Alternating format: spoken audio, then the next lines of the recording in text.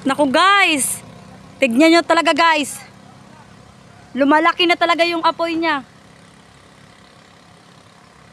Yan guys, nakikita yung kotse guys. Mabuti nga lang yung driver, pati yung kasama niya, nakababa ka agad. Diyos ko. Ang taas na, pumuputok-putok na yung guys, yung apoy. Sayang ng kotse, brand new pa naman.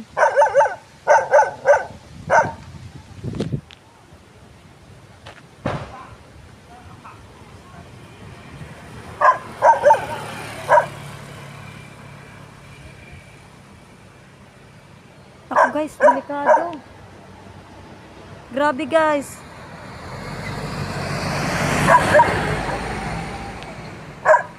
Napakadelikado talaga guys. Naku, pumuputok na guys yung kotse. Kasi yung gasolina niya, apektuhan na kasi kaya pumuputok. Tignan nyo guys oh. Grabe, ang apoy yan. Lakas, sobra ng apoy.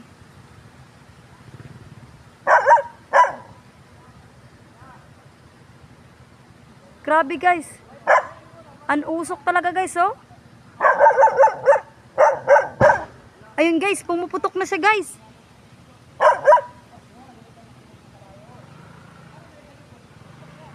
Grabe, sobrang itim ng usok.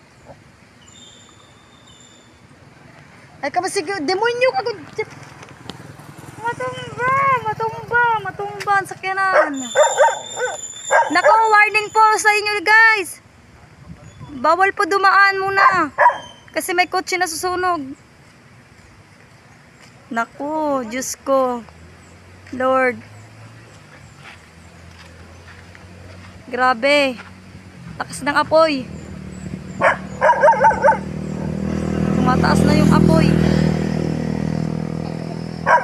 Pumutok na kasi yung kotse ng sasakyan. Kaya lumaki yung apoy kasi pumutok na yung kotse.